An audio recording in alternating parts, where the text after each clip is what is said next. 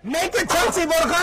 Հայաստանում Ղարաբաղի ազգային ժողով կա, Հայաստանում Ղարաբաղի կառավարություն կա, արմատախիլ եմ արելու բոլորիդ։ Հայաստանի ղեկավարի այս սպառնալիքներից օրեր անց հրապարակվեց դատարանի որոշումը, որ Արցախի վերջին գույքը Երևանում ներկայացուցչության շենքը էլ նրանցը չէ։ Դատարանը բավարարել է դատախազության դիմումն ու անվավեր ճանաչել այս շենքի նկատմամբ Արցախի սեփականության իրավունքը։ Այն փախածներ, այն կոնկրետ մեկը փախածներից մեկն է, չհամարցակվեք գաք ստեղ մատ թափտակ ընդհանրապես։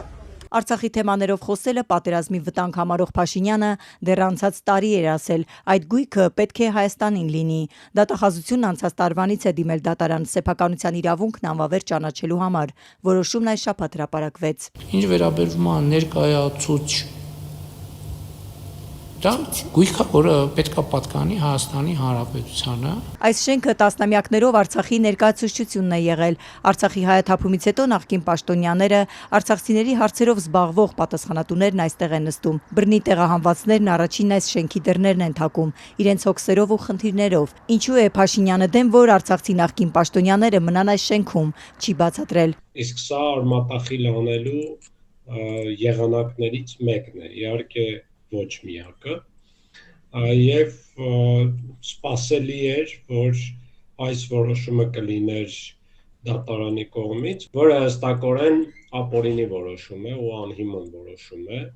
որևէ իրավական հիմք չկա դրա տակ, հստակ քաղաքական նկատառումներից ելնելով որոշում են կայացրել։ Արցախ միության ղեկավար Արտակ Բեգլարյանին չի զարմացրել դատարանի որոշումը, կասկած չունի բոլոր ատյաններում էլ նույնը կլինի, եթե Փաշինյանը վերընտրվի։ Եթե չմնան, հույս կա, որ արդեն դատարանները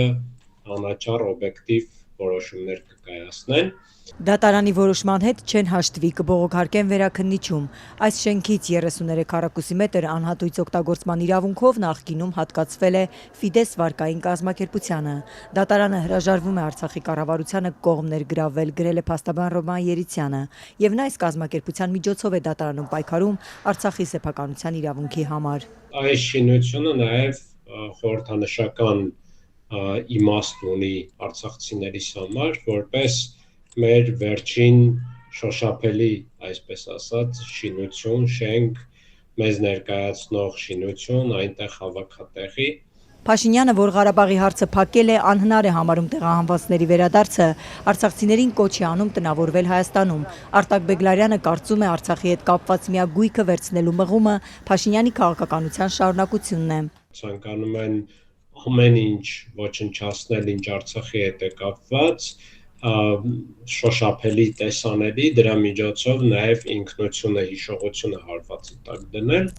Այ Արտակ Բեգլարյան։ Արտակ Բեգլարյանը, որ Ղարաբաղում տարբեր պաշտոններ է զբաղեցրել ու հիմա էլ ակտիվ զբաղվում է արցախցիների իրավունքների հարցերով, համոզված է, եթե Փաշինյանը ընտրվի, ավելի կսրի պայքարը իրենց իրավունքներից խոսող արցախցիների դեմ։ Հայաստանի ղեկավարի հայտարարություններից ու քայլերից այս եզրահանգմանն է եկել։ Եվ արցախցիների դեմ պայքարը ավելի